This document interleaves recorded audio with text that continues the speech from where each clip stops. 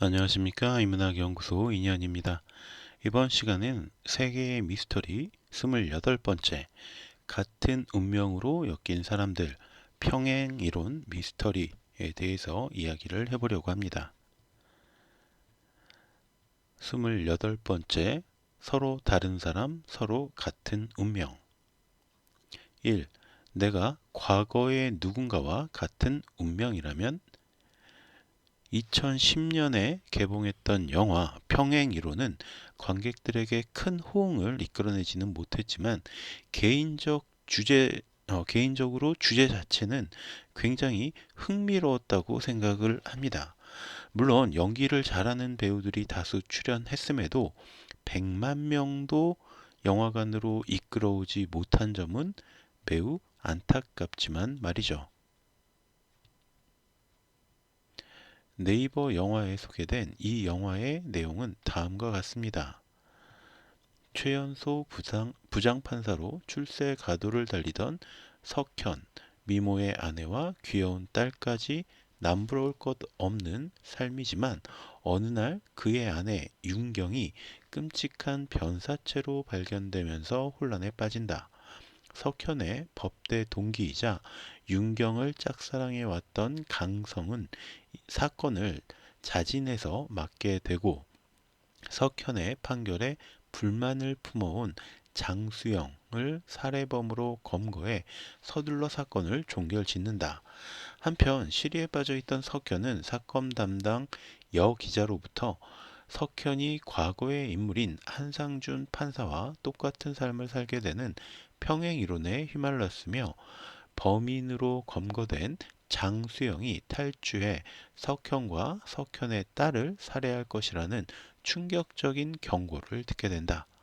서울대 법대 수석 졸업, 최연소 부장판사 임명, 미모의 아내 살해까지 자신이 한상준과 30년의 시차를 두고 날짜까지 똑같은 삶을 살고 있음을 알게 된 석현은 점차 평행이론을 확신하게 되고 30년 전 한상준 사건을 파헤치기 시작한다. 하지만 누군가 30년 전 자료를 의도적으로 파기하고 수사를 돕던 여기자마저 목이 졸려 살해당한 채 발견된다. 설상가상 윤경 살해범으로 체포됐던 장수영마저 30년 전 범인과 같은 날 도주하는데, 자, 네이버 영화에 올라와 있는 줄거리만 소개를 해드렸습니다. 평행 이론이란 이렇게 서로 다른 시대를 살고 있는 두 사람의 운명이 대부분 같은 패턴으로 전개될 수 있다라는 이론으로 지난 7월에 소개해드렸던 평행 우주와도 어느 정도 일맥상통하는 부분이 있습니다. 평행 우주는 또 다른 세계의 나가 존재할 수 있다라는 이론이고, 평행 이론은 또 다른 시간대의 나와 같은 운명을 사는 사람에 대한 이론이기 때문에 둘 모두 또 다른 나라고 해석을 할 수가 있습니다. 그러니까 둘 모두 또 다른 나라고 해석할 수 있는 거죠. 다만 평행 우주에서의 또 다른 나와는 만나게 되는 경우도 있지만 평행 이론에서는 그런 경우가 거의 불가능하다고 합니다.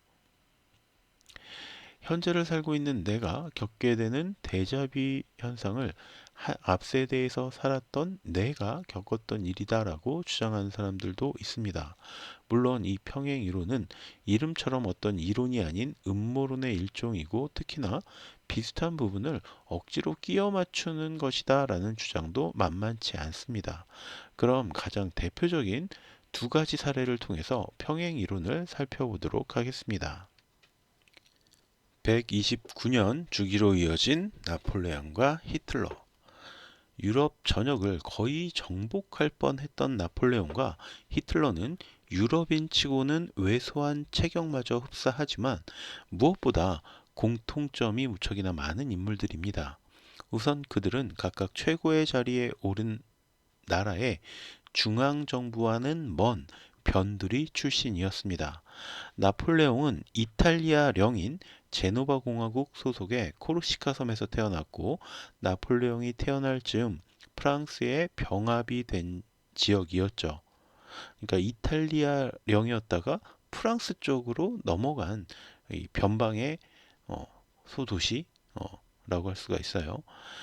히틀러가 태어난 오스트리아 역시 현재는 아예 다른 나라이고 그 당시에도 독일에서는 뭐 좀 중요한 지역이기는 했지만 중앙 정부와는 멀리 떨어져 있는 지역이었습니다. 그럼에도 불구하고 두 사람은 각자 프랑스와 독일의 최고 통수권자 자리에 올라서 막강한 독재자로서의 권한을 누리게 됩니다. 재미있는 것은 두 사람이 각 나라의 수장이 되는데 큰 역할을 했던 시기가 딱 129년 차이라는 점입니다. 나폴레옹은 1799년 쿠데타를 통해서 정권을 잡았고 히틀러는 1928년 총선에서 승리하면서 실권을 장악하게 되죠. 이게 129년 차이고요. 이후 나폴레옹은 1804년에 스스로 황제의 자리에 오르게 됐고 히틀러는 1933년에 정권을 합법적으로 장악하면서 총리의 자리에 오르게 되는데 자, 이게 역시 129년 차이가 납니다. 또한 두 사람은 유럽 대부분을 점령해 나가던 중에 영국에서 발이 묶이게 되는데 나폴레옹은 트라팔가 해전 1805년에 패하면서 영국 점령을 포기하게 되었고 히틀러 역시 영국 본토 항공전 1940년에 패배하면서 영국 점령을 포기하게 됩니다.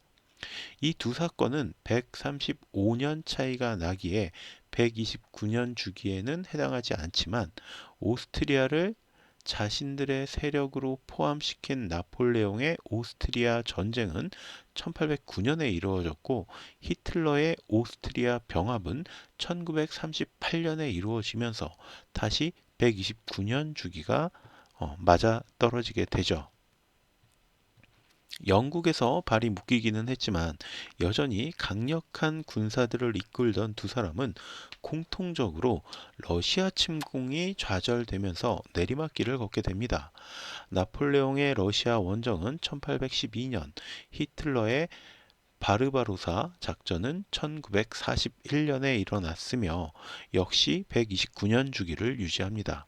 또 129년 주기에는 해당하지 않지만 이탈리아의 자신들의 계례 정부를 세운 점도 동일한 부분이고요. 나폴레옹이 세웠던 이탈리아 왕국 1805년과 히틀러가 세운 이탈리아 사회공화국 1943년은 모두 이탈리아 북부 지역에 세워진 괴뢰 정권이었습니다.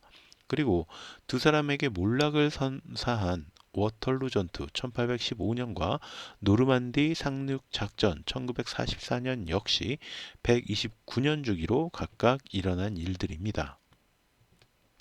세 번째, 100년 주기로 이어진 링컨과 케네디. 평행 이론에서 가장 많은 예시로 사용되는 인물이 바로 링컨과 케네디입니다. 두 사람 모두 미국인들이 가장 사랑하는 대통령 순위에서 빠지지 않을 정도로 대중적인 인기를 확보하고 있는 인물들이기도 하지만 놀랍게도 많은 점이 유사하며 특히 큰 사건이 100년 주기로 이어져 있다라는 점도 특별합니다. 우선 링컨이 하원 의원에 당선됐던 해가 1846년이었고요. 케네디가 하원 의원에 당선된 해가 1946년이었기 때문에 정확하게 100년 차이가 납니다. 또한 링컨은 1860년에 미국의 제16대 대통령에 당선이 되었고 케네디는 정확히 100년 후인 1960년에 35대 대통령에 당선이 됩니다. 더 놀라운 점은 이들이 모두 대통령 임기 중에 총에 맞아서 암살을 당했다라는 점인데 링컨은 포드 극장에서 케네디는 포드 자동차를 타고 가다가 총에 맞아서 사망했다라는 것도 이 사람들의 유사성을 더욱 부각시킵니다. 하지만 이들의 유사한 점은 여기에서 멈추지 않습니다. 암살당했던 날이 모두 금요일이라는 공통점이 있고요. 당시 부인도 함께 그 자리에 있었다는 것 역시 동일하고 뒷머리 부분에 총을 맞았다라는 점 역시 비슷하죠. 이들을 암살한 인물들도 닮은 점이 있었는데 우선 두 사람 모두 미국 동남부 출신이라는 점도 비슷하지만 무엇보다 링컨의 암살범인 존 윌크스 부스와 케네디의 암살범 리 하비 오즈월드는 각각 1839년생과 1939년생이라는 100년 주기에 해당을 하고요. 존 윌크스 부스, 리 하비 오즈월드 모두 알파벳 15자리로 된 이름을 가지고 있다라는 공통점도 있습니다. 그리고 두 사람 모두 각각 암살에 성공한 뒤에 재판을 받기 전에 총에 맞아 사망을 했다라는 점도 동일하죠. 더욱 흥미로운 사실은 부스는 극장에서 링컨을 암살하고 창고로 달아났는데 오즈월드는 반대로 창고에서 대통령을 저격한 뒤에 극장으로 달아났다가 잡혔다라는 점입니다. 물론 링컨과 케네디의 평행 이론은 이 정도에서 멈추지는 않습니다. 집안에서 두 사람 모두 둘째였고요. 각각 24살의 여인 메리 도트 링컨과 제클린 케네디 오나시스와 결혼을 했습니다. 이 두 여성 모두 40년 뒤인 64세의 나이에 사망을 했죠. 또한 링컨과 케네디 모두 대통령이 되기 전에 자식, 그러니까 각각 차남과 장녀를 잃는 슬픔을 겪었는데 대통령이 되어서 백악관에 들어간 뒤에도 다시 한번 삼남과 차남을 잃는 아픔을 겪게 됩니다. 또한 링컨의 아들은 에드워드 링컨과 로버트 링컨이었는데 케네디의 형제들은 에드워드 케네디와 로버트 케네디, 그러니까 이름이 같았어요. 이쯤만 해도 굉장히 놀라운 공통점이 많다라고 할 수 있는데 이들이 사망한 뒤에 그의 뒤를 이은 부통령 역시 공통점이 존재합니다. 링컨 대통령의 뒤를 이은 앤드류 존슨 부통령은 1808년생이었고 케네디 대통령의 뒤를 이은 린든 존슨 부통령은 1908년생이었으므로 이들 역시 100년 주기에 해당합니다. 앤드루 존슨과 린든 존슨은 알파벳이 13자리로 이루어져 있다라는 공통점과 함께 성도 존슨이라는 점이 똑같고요. 두 사람 모두 민주당 출신이었습니다. 또한 이들 역시 링컨과 케네디가 죽고 나서 10년 뒤에 사망했다라는 점도 놀랍도록 일치하죠. 또 여러 명의 비서가 있었지만 특이하게도 케네디의 비서는 링컨이라는 성을 가지고 있었고 링컨의 비서는 케네디라는 성을 가지고 있었다라는 공통점 역시 존재하기 때문에 링컨과 케네디는 평행 이론에 가장 자주 등장하는 예시로서 사용되곤 합니다. 물론 이 두 사람은 공통점만큼이나 차이점도 많이 있습니다. 하지만 신기할 정도로 이렇게 유사한 점들이 많이 있고요. 두 사람을 둘러싼 주변인들 역시 많은 공통점이 존재한다라는 점은 사실입니다. 또한 오늘 소개한 나폴레옹과 히틀러, 링컨과 케네디 외에도 비슷한 삶의 흔적을 남겼던 인물들은 많이 있습니다. 하지만 이들처럼 유사성이 두드러지는 인물들을 찾기는 힘들어요. 서로 다른 시대에 다른 이름으로 태어난 두 사람이 서로 같은 형태의 운명을 따라가며 살아간다라는 것은 신비로우면서도 한편으로는 이게 운명이 정해져 있구나라는 두려운 마음까지 들게 됩니다. 정말 평행 이론은 존재하는 것인지 아니면 호사가들이 끼워 맞추기를 한 것인지는 알 수 없지만 개인적으로 저는 우리의 운명은 우리의 노력에 따라서 달라진다 라고 믿으면서 살아가고 싶습니다. 자, 그럼 오늘 제 이야기는 여기서 마치도록 하고요. 저는 다음 시간에 또 다른 컨텐츠로 찾아뵙도록 하겠습니다. 제가 오늘 들려드린 이 이야기가 여러분의 흥미와 호기심을 조금이라도 만족시켜 드렸다면 구독과 좋아요도 부탁드리겠습니다. 감사합니다.